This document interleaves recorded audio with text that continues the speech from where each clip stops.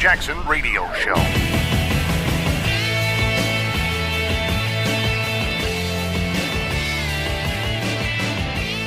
Women's magazines, oh my goodness. I used to joke about the covers of these magazines, and it would be things like, 7 ways to light his fire, or, ways to know if your man's cheating, or, things like that, like what to wear out for that hot date, or how to find this guy, or whatever. And I look at these things. I don't even look at them anymore, but I'd be shopping with my grandmother. And I should say, she'd be shopping, I'd be with her, and I'd be begging, can I get this candy bar? Can I get this? Can I get this? No, you can't. But I would look at the magazines and I would be like, really? And what was funny, I learned this over the years of being a very observant kid, that they seem to just swap out. Like it would be 7 ways to light his fire, and then the next week another magazine would have 13 ways to light his fire, or there's really only 2 ways to light a man's fire, or what do you need to light a man's fire? And so there would be variations of this theme. And so it got me curious. I'd go back and look. Wish I had the internet then, but I could go through my grandmother's magazines and go, I knew I saw this 2 years ago, because she kept them.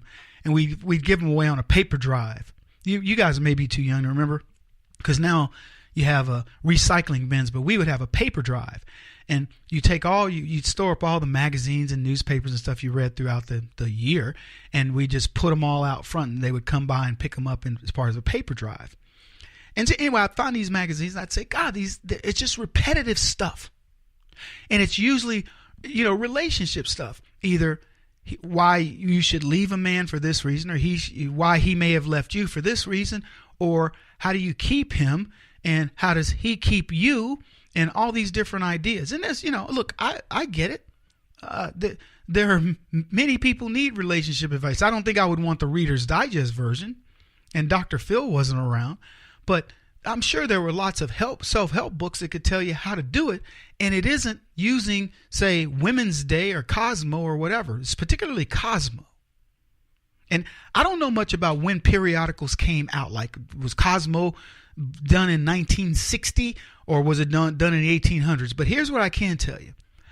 Over the last 30 years, it's gone from being something to be helpful to women to something that essentially degrades women, degrades men simultaneously, and essentially, I don't know, it's been progressivized, liberalized, leftized to the point where it's nothing but smut.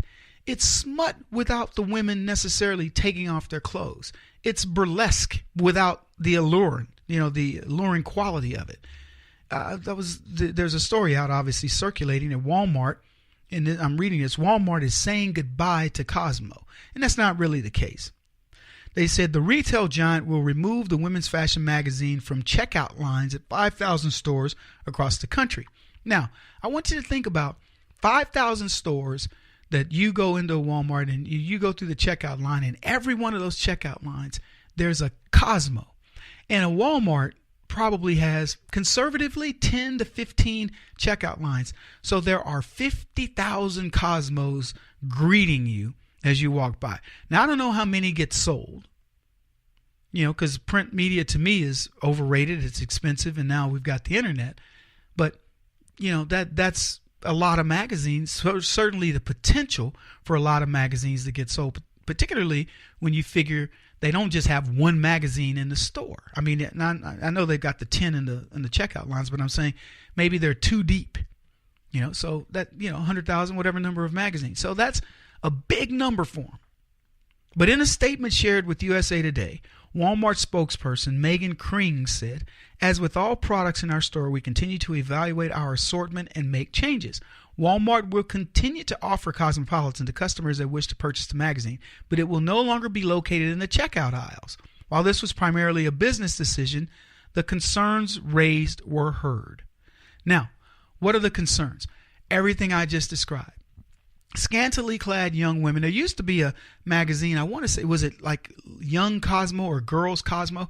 I know there's L and L for girls or something like this. So what they're doing is they're sexualizing these kids earlier and earlier. They're giving them delusions of grandeur through the glamorization of women that the average girl cannot achieve. First of all, most of these girls are not model good looks. I'm talking about the ones getting these magazines. They don't have model good looks. And for those that may have a shot, they don't have the money to be that glamorous. And so what happens? You put expectations of girls to be these glamour queens, which completely conflicts with the feminist view that says you don't have to shoot for that. That's what's funny about leftism, is how it, as I always say, it spirals in on itself. So Walmart has apparently been getting complaints about the very things that I've been talking about that I noticed years ago when I was writing comedy for a guy named Vinny. And I would talk about all these different things that we'd see on the cover. And, 15 ways to light his fire. I'm like, you won't even get to number 2. The joke was show up naked. And then we will show up naked with a 6-pack of beer. Show up naked with a 6-pack of beer and some Doritos and some sandwiches. But the key, show up naked. Ladies, let me save you some suspense. If you have a guy, no matter who he is, and you've been with him for 10 years, and if you're really in love with the dude and he likes you, he loves you, I promise you, if you want to freak him out, put on the old raincoat, come tell him you're going to run out to go to the grocery store, go into the garage, change into your birthday suit, and put your raincoat on, come back in front and ring the doorbell. When he opens the door, now hopefully it's not a surprise party, but just say, "Hi, honey, I'm home," and open up your raincoat and watch what happens. He's going to adore you. I promise you, because that's a cool thing. You want to light his fire? I just gave you the secret. You don't have to read another magazine. Just do that. And here's the deal. Do it once a quarter. Watch what happens. Do it once a month. It'll never leave his fascination. Now, don't make it so routine. You might change the day or the time of the day or whatever, but maybe you change the shoes you're wearing, okay? Not that he'll notice, but if you do that, and he really enjoys you, thinks you're a sexy lady, whatever, I promise you, he's going to be like, that, she's just so amazing. It's wonderful. Guys are not that complicated. I know. Trust me. You read the magazines, they want to make it sound, the way through his heart is through this and that dinner and all. Look, all that stuff's great. But he appreciates you. It's really, but you don't sell a lot of magazines with my attitude. Because the Cosmo wants you to think that there's some deep, dark this, that, and the other. Believe me, there are things that, you can do to turn a guy off. There are things you can do to turn him on. There's more beyond that, and you want to eventually move beyond just the physical. But it is, in that act that I was just talking about, it's not even the physical. And if you're drop dead gorgeous, you got a Victoria's Secret model, that's one thing. But I'm saying just the fact that you're willing to do something that will almost shock the mind, that's an aphrodisiac for the average dude. Believe me. So enjoy these types of things. But anyway, they say this. You can go through and buy your groceries with your family knowing you don't have to be exposed to this graphic and often degrading and offensive material. And Co's Vice President of Advocacy and Outreach, Haley Halverson, said, instead of all these magazines will be moved in isolation to the magazine racks. Good for Walmart.